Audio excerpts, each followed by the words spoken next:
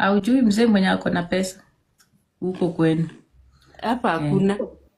Hata we ni Hakuna. mrembo bado unaweza ukaoleka. Hata wewe. Hapana.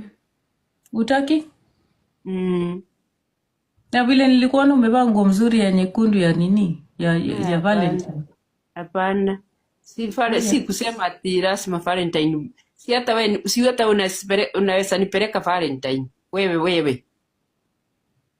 Mimi nataka uniconnect na ule jirani yako ako na majani, shamba ya majani mwenye alikuwa ako na pesa. Wewe sikupeleki.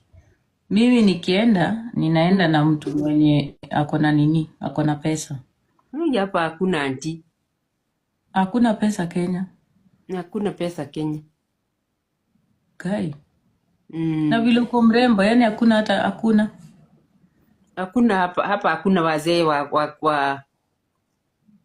hawa. Hata naona afadhali na unataka kwenda nini Amerika. Je, unaweza taka kuja Amerika? Mimi hapana, niko na nini hapa, lakini nikiinvite nikuje nitembee huko kama mwezi mmoja, na nikuje na kijana yangu hapa uishira kadogo, sinaweza kuja alafu nirudi. Kukuja na kijana inaweza kuwa ngumu. Lakini wewe unaweza kuja.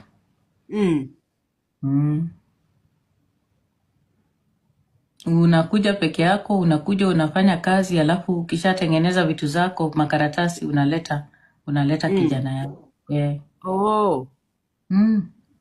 Lakini sijui naweza waacha hawa, nawapenda sana.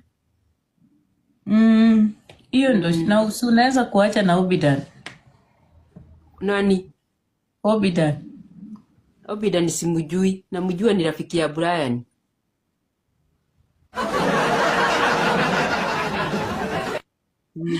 Shosho, umeamua utaki Obidan? Simujui. Wewe unamtaka na huyu sijui si ako na bibi. Wewe unamtaka? Hapana, simtaki na simjui hata mimi. Hata mimi simjui. Hata mimi simjui. Namjua tu alikuwa Brian rafiki ya Brian Shira. Ukweli. Hapo umenijibu vizuri. Kwa sababu huwezi ongelelea mtu ujui. Nimekubaliana na wewe hapo. Shosho. Hii maneno ya kuja Amerika, hebu tuifikirie vizuri, inaweza kukusaidia. Lakini sasa lazima utatafuta mwenye atakaa na watoto. Mimi nawapenda sana. Nawapenda sana. Hauna dada zako?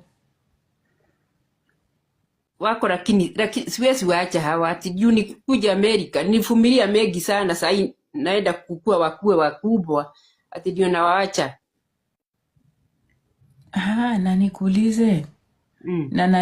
Na baba Talisha hawezi kaa na watoto? Baba Talisha namjua tu alikuwa